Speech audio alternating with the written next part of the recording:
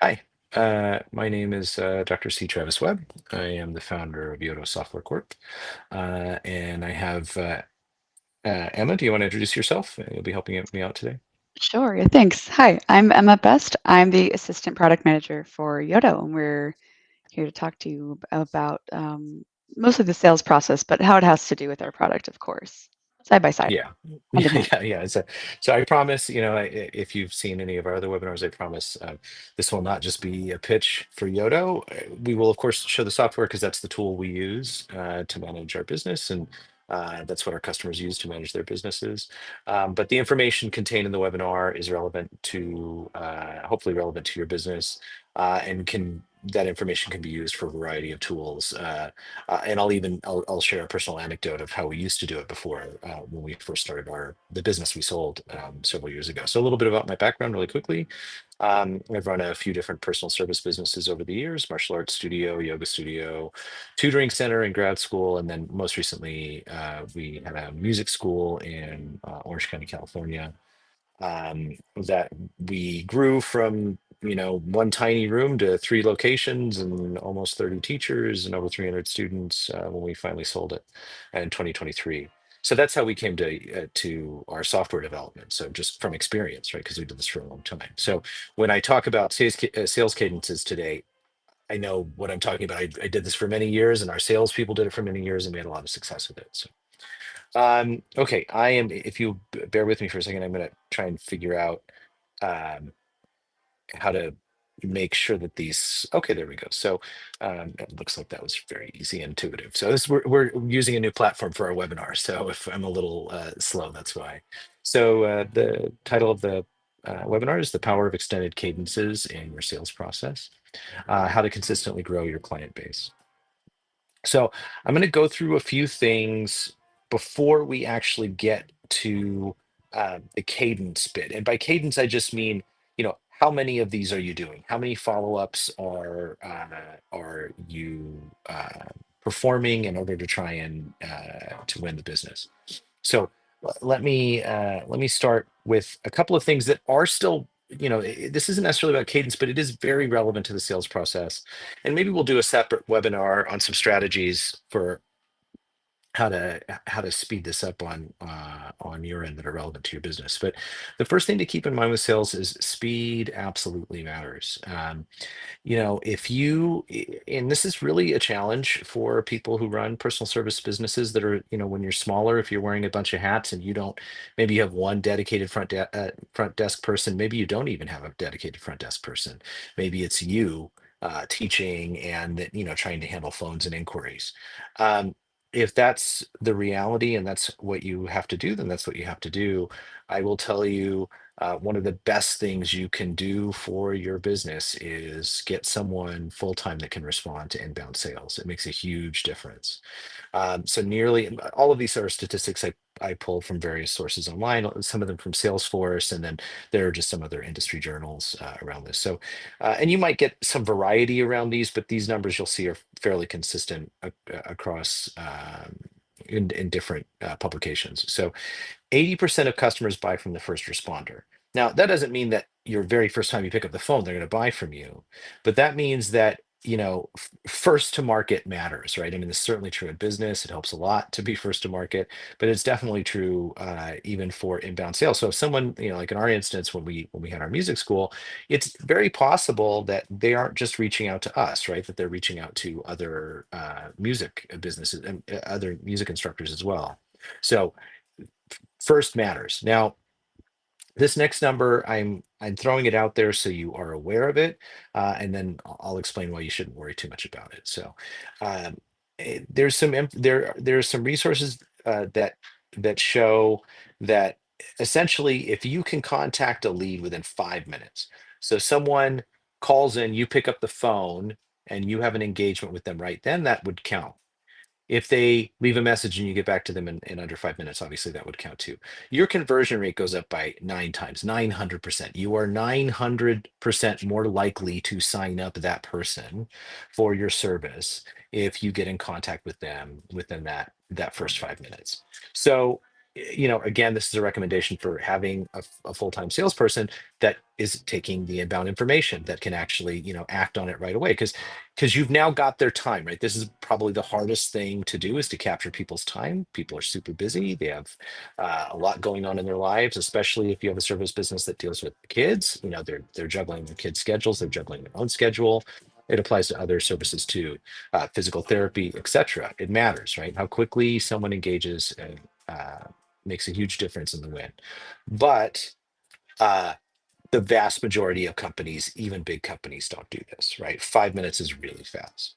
So it, kind of think of it as like maybe the gold standard target, and then don't worry about it too much. Get to the person as quickly as you can. I know with our business, we used to do an auto email that basically said like, hey, thanks for your inquiry. Someone will be in contact with you within 24 hours. Now, on our end of things, we would then try and get in contact with them within 2 hours. But we set an inflated expectation to then deliver on that more quickly, which actually probably we should do a webinar on that too at some point. Emma, maybe remember that. We can talk about how to set expectations. Okay, so let's move on from speed, and let's talk about the types of follow-ups that you'll do. So don't limit your contact method, right? The most intuitive thing in the world for you as a business is if someone calls you, you call them back. Someone sends you an email, you email them back, right? This is it's kind of it's parody, right? You're mirroring the person's behavior.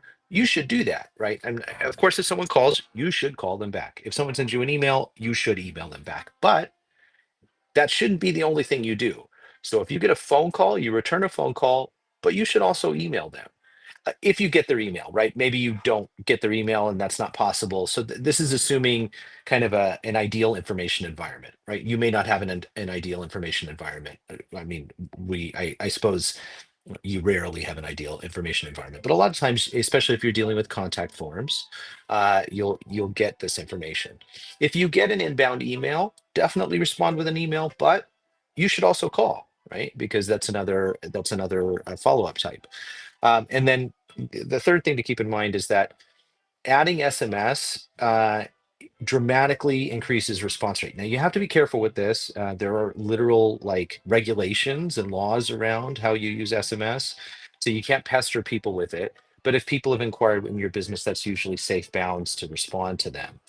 You get sometimes you'll see 40, sometimes you'll see 55, but it's pretty safe. So 45% of SMS messages get a response versus 6 over email. So people are just still in the habit of responding quickly to SMS messages. This is changing a little bit, right? Because businesses have learned this, and businesses that rely on spamming people and large numbers have kind of abused this. So I would actually, this number I think is like from 2020 or 2021, maybe.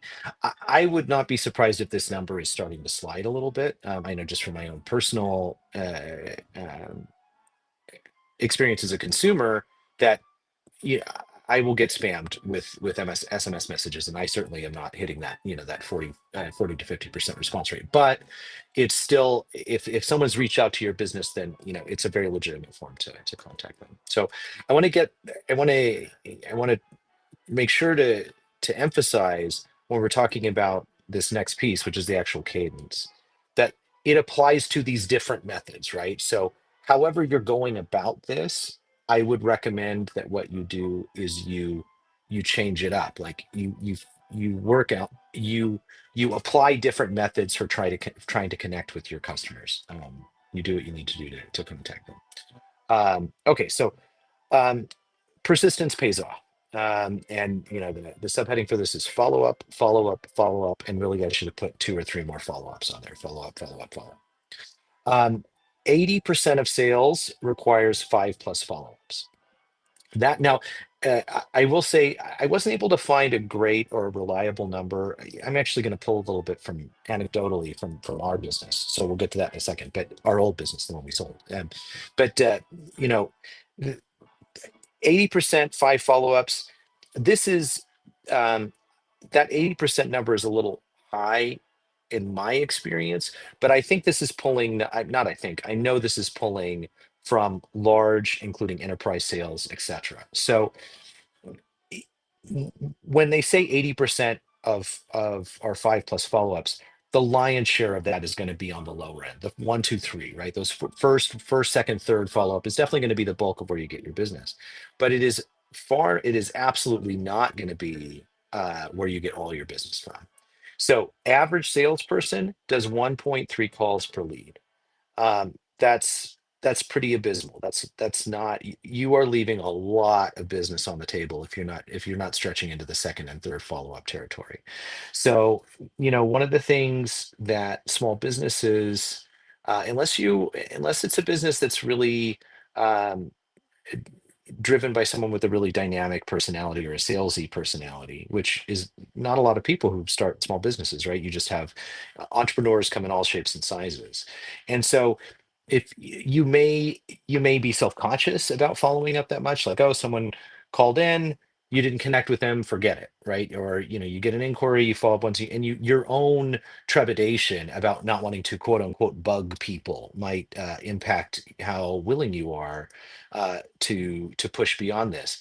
But I want to believe me, from years of experience, it makes a massive difference. You are going to get, you know, of that 80%, you're going to get a significant percentage at two, and you're going to get another huge chunk at three.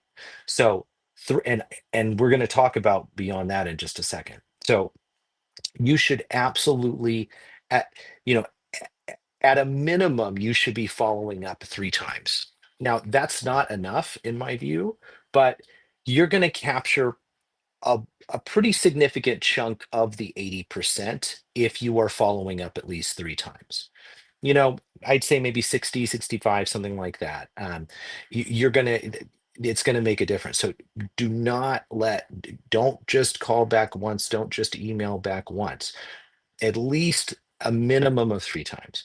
Um, but I would encourage actually a fourth and fifth, and I think if I'd have to check, but I think we even added a sixth follow-up before we sold, and we would occasionally capture business with that too. So this is data from towards the end of when we still had our business. So out of 150 fourth and fifth follow-ups, and you'll see what this looks like in just a second. Emma's going to take us into the software here in just a second. Out of 150 fourth and fifth follow-ups, 16 converted to wins. That's a little bit better than 10%. It's like nearly an 11% conversion rate. Now, these were not our prices. Our prices were actually, our price point was a bit higher than this. We were in Orange County. It was a high dollar value area. Personal services businesses are a premium there. We were, I think, closer to like 280 for our average weekly half-hour lesson when we sold the business. But let's just say, just because it's easy for purposes of the webinar, if you charged $100 a month for your service, right, and you assume that you keep a client on average of about 6 months, I mean, your business may be different. Um, that's an additional $10,000 in revenue on a $100 service in a year, annually, 10,000 bucks, $10,000 for two extra emails and phone calls like that. It's worth your time, right? 10,000 bucks is worth your, whatever your price point is, that's whatever you charge for your service, it's worth it. It's absolutely going to pay off. And then that limits churn because now you've got more people in your student base. So let's actually take a look at and see what this looks like now. I'm going to turn this Emma and I will go through this together, but Emma will be demoing what this looks like in an actual kind of workflow. Like, okay, so I should be following up more, I should be engaging with my clients on inquiries. What does that actually look like for you? Now, again, I will say again, we're going to be looking at Yodo, but you could use flags on an email if you wanted. You could certainly use a to-do list if you wanted. Yodo has obviously additional features that allow you to tie into the client and actually send SMS from the system. So there are a lot of advantages to an all-in-one solution, but I would just encourage you to do it regardless of the tool you're using. So Emma, do you want to take over the screen? Sure thing. Let me bring you into our example school, very fittingly named Sing. So we're here on our universal inbox. You might call it a dashboard, but it isn't. It is a universal So inbox Emma, I where, apologize for oh Emma, I yeah, apologize for There we go. Okay, because I, at least on my end, it was not showing up as the main portion of the screen. So Oh, I see. Okay. I think I've done that now. So please continue. Great. Oh, yeah, because it's pretty full size. So Yeah. we're here on our universal inbox. We call it that because that's exactly what it is. We're focusing on sales tasks today and a task system that we have in Yodo, but appointments, communications, network notifications, anything that's happening in here is on the universal inbox. But the go-to default page for the universal inbox is, of course, your tasks. Tasks that are either assigned to you as an administrator, if I'm assigned, or that are unassigned but due today or overdue. So we have a few different um, uh, periods in the sales cadence, like Travis was talking about, represented here. So this is a model based on again, our former business. So Travis, if you want to go into some of these Yeah, tasks for or sure. go into So the task so menu you specifically? yeah, so you'll see at the top right here. So, and we'll actually go into the task system in a second, but what you'll see here on this your universal inbox is, okay, what do you have to get done today? Like, what is, like, when you sit down, you've got stuff you have to take care of. What's going on? So you'll see other stuff, appointments, communications logs. We'll go through that some other time, and maybe some other, and not maybe in another webinar. But for today, we're going to focus on tasks. So this is a quick overview of what you've got to get to. So if you'll notice here, so we've got lead, which is these, the title of these basically tell you what you have to do next. And I want to stress this. Your task system should do this. You should be able to, at a glance, see what you have to do and why you have to do it, right? Because if it's buried in notes or it's obscure, if you just write phone call, right, you don't know what that means. So here you'll see lead. So this is a lead, someone who's inquired. You call, 8 hour follow-up. So that would be our fastest follow-up. So like you should get to this person within 8 hours. And then there's a call or email 48-hour follow-up. In our system, we would do either or depending on what our staff was capable of getting to that day. What was most important is that we were connecting in that time frame within 48 hours. But whether it was a call or an email just depended on what was our staffing capacity that day. And then we have a text 7 day follow-up, right? So this is, okay, so you've tried to reach out to them a few times, nothing's happened. Now you've waited a week, right? Because there is definitely an art to how how much you pester people, right? How often you remind them that you're there. You don't want to do it early on. You want that cadence to be fast, right? Again, speed matters. But after, you want to just be persistent, right? And you need to stretch it out a little bit because you want them to still see you. If you're following up every day, people just stop paying attention to that. So we had a 7 day follow up, and then this last one here, Emma, is this the fifth or sixth for the 14 day follow up? That would be the fifth. Okay, so that's the fifth follow up, is a 14 day follow up. So Emma, why don't you pick any one of these and go into tasks so we can take a look and see what that looks like. Sure. Okay, so here you'll see our test system follows probably a fairly familiar format to you, which is it's a column layout. So like you've got your inbox here, another version of your inbox for tasks, which are there on the in the mid would be the middle column. Your sidebar navigates you through the system on the other side, and here your tasks are, they're in order of basically in this instance in order of priority.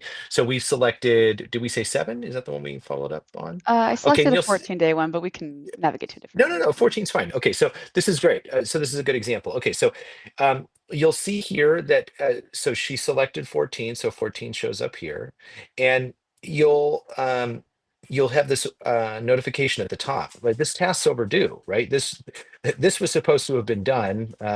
It looks like, I guess, this morning at 10:48. So it's not that overdue. It's and you do not, one of the things to remember when you're setting up your task system, you don't have to use a time, right? You can use a day to just when things are should get completed. So here you'll see the type, which is sales, and the name of the task is the email 14-day follow-up. The description's important. So our last conversation with Kat went really well. I think we if we chat with her one last time, we can figure out a time for her to swing by for a trial. So why do you need to leave a note like that? Well, because you're super busy and you're going to talk to a lot of people and you're not going to remember Kat's name, probably, let alone what Kat said about, how her interest in lessons. On one hand. On the other hand, you may have multiple people in your office that are going to need to pick up this inquiry, and so giving them additional information is going to help.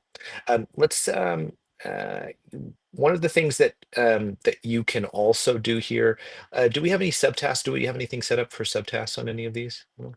I have a different task that has subtasks on it right now. Oh, trial lead right there. Yeah, yeah. Sorry. Yeah, right Yeah, here. This is I should have glanced more of the at it. Please umbrella. no. Why don't you go ahead and explain? I missed the icon. There's a subtask icon there. That's Why don't you okay. explain that So really quickly? we have a few different options for how deep and layered you want to be in the task system. So there exist tasks and subtasks under that umbrella. So the task is the umbrella and subtasks are under that umbrella. Of course, if you want to keep, in this example, this trial lead that we have, this is for one client. And if we want to split up the steps and the cadence of sales follow-ups into subtasks, we would do so here. And you can see the little icon on the task. It implies that there are some extra little branches under it, aka subtasks, and that there are 4 subtasks. So you can see at a glance how far in the process you already are with this client. But of course, the subtasks are housed mostly in from a table that you can then access individually from that main task. So although if you want to just look for your subtasks and not have to go through the umbrella layer, you can filter for subtasks only as well. This is a very robust filtering system, as you can tell. But if you want to just see subtasks, you can do that. And then we'll see those subtasks under the umbrella that we were just looking at. So And Emma, do we have any of these assigned to any clients in the system right now? I do, yes. I have this one in particular assigned Can we to the client show, Winnie yeah, Bennett. can Yeah. we yeah, can so you'll see here Winnie Bennett is going to be a client in the system. So one of the advantages, if I'm going to plug our software for a second, one of the advantages of having an all-in-one solution is that these things are all integrated together. So this connection with Winnie Bennett lives in her client record for you. So you can actually see what tasks are associated with her, what tasks have been completed, and it's all pulled together. If you need to get information about Winnie, you can jump over to her record and continue your work there. So there are real advantages, especially as your business starts to grow. You're starting to manage 50, 60, 70 people, let alone if you have hundreds to manage.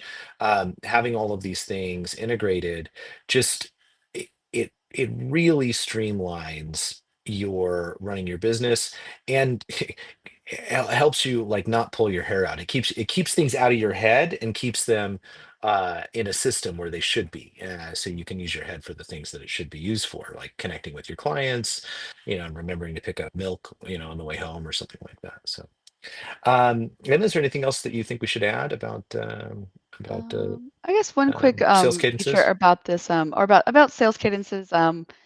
I was just going to point out that in the inbox view over here, the if there's a due date assigned to a task, which when it comes to sales cadences, I know Travis, you're a big proponent of this. You should always be setting due dates for your tasks Yeah. and actually sticking to them. If you are past the due date, don't move the due date. You need to own the fact that it's overdue. Otherwise, the due dates will start to mean nothing, and the cadence is no longer a cadence. It's an irregular rhythm at Yeah. that point. So Yeah.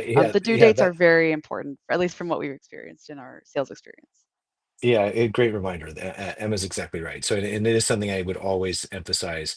You know, i- don't set a due date if there isn't a due date. But with a sales, there are due dates, right? Because it matters. Like, this goes back to the timing thing, right? It matters. Get in contact with someone within 8 hours. Get in contact within 24. And if you've missed it, own it, get it done, and then don't just keep pushing things out. So that's a great reminder, Emma. Um, okay, all right. Emma, thank you very much for taking us into it. Uh, thank you for joining us. If there's one thing for you to take away from this is Do more follow-ups. You can almost never do too many over a stretch of time, right? You can certainly do too many at once, right? Too many times during a day or too many times during a week even. But it's really, really, really going to transform your business if you increase the number of follow-ups you do. So thanks very much for your time. Thank you.